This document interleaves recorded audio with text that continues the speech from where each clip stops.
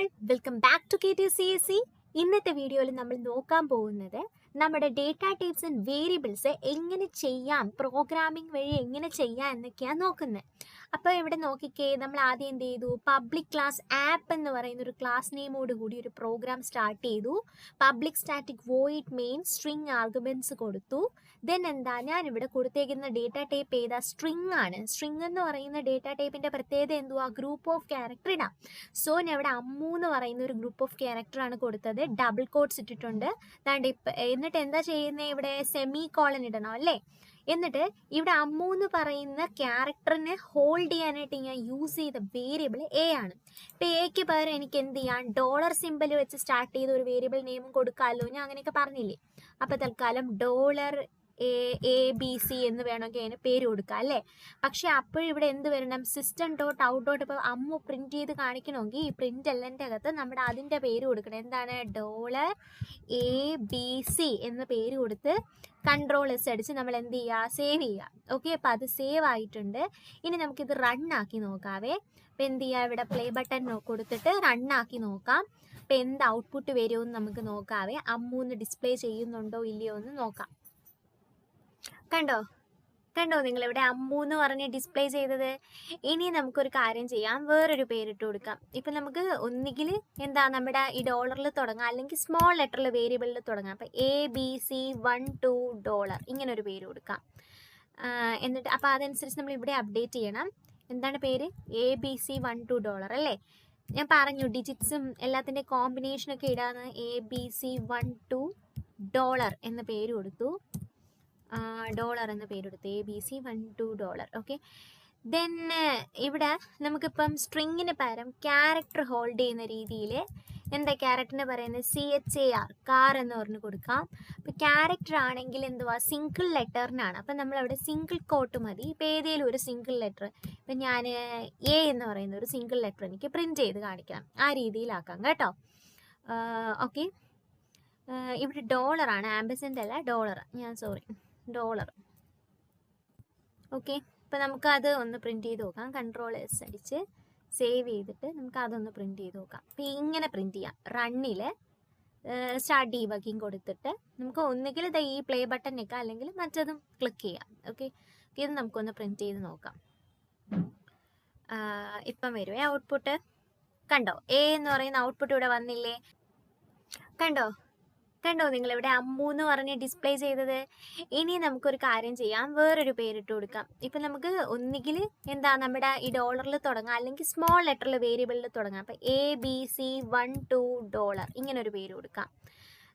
എന്നിട്ട് അപ്പോൾ അതനുസരിച്ച് നമ്മൾ ഇവിടെ അപ്ഡേറ്റ് ചെയ്യണം. എന്താണ് പേര്, $ABC12 അല്ലേ. ഞാൻ പറഞ്ഞു ഡിജിറ്റ്സും എല്ലാത്തിൻ്റെ കോമ്പിനേഷനൊക്കെ ഇടാന്ന്. $ABC12 എന്ന പേര് കൊടുത്തു.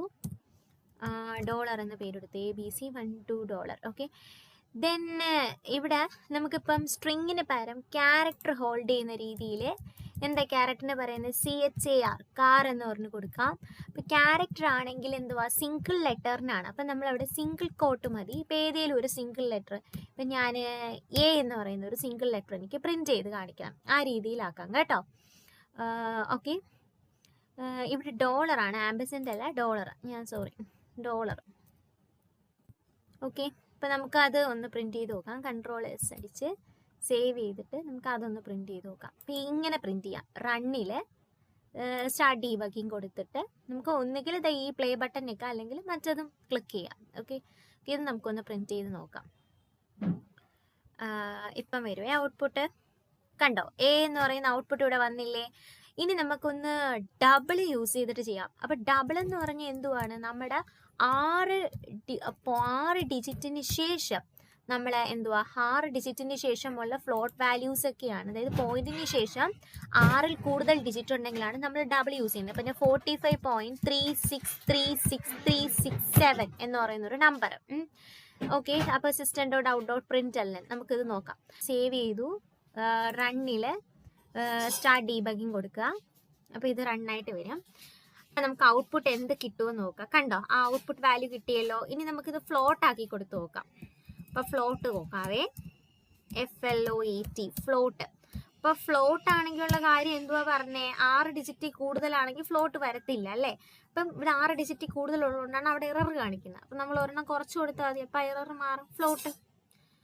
ഓക്കെ. പക്ഷെ എഗെയിൻ ഇവിടെ ഒരു എറർ കാണിക്കുന്നുണ്ട്. ഇങ്ങനെ കേസുകളിൽ നമ്മളൊരു എഫ് കൊടുക്കണം, എന്നാലേ അത് ഫ്ലോട്ട് ആണെന്ന് റെക്കഗ്നൈസ് ചെയ്യത്തുള്ളൂ കേട്ടോ. അത് നിങ്ങൾ ശ്രദ്ധിക്കണേ. സേവ് ചെയ്യുക, റണ്ണ് സ്റ്റാർട്ട് ഡീബഗ്ഗിങ് കൊടുക്കുക. ഓക്കെ, ഡീബഗ് ചെയ്ത ആൻസർ കണ്ടോ, 45.363636.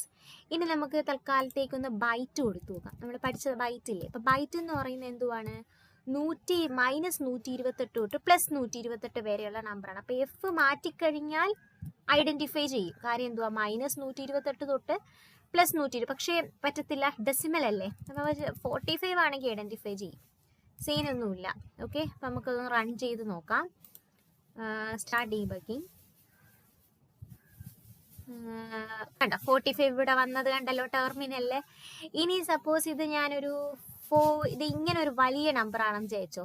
ഇത് കാര്യം റെക്കഗ്നൈസ് ചെയ്തില്ല. കാര്യം -120 തൊട്ട് +127 വരെയുള്ള നമ്പേഴ്സേ ബൈറ്റ് എടുക്കത്തോളൂ അല്ലേ.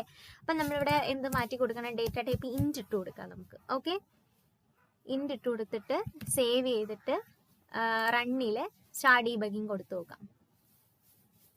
കണ്ടോ ആ സംഭവം ഔട്ട്പുട്ട് ഡിസ്പ്ലേ ആയി. അപ്പം നിങ്ങൾക്ക് എല്ലാവർക്കും എന്താ വേരിയബിൾ ഡേറ്റ ടൈപ്സ് ക്ലിയർ ആയിട്ട് പക്കയായിട്ട് മനസ്സിലായെന്ന് വിശ്വസിക്കുന്നു. Thank you for watching. Please like, share and subscribe my channel for more videos.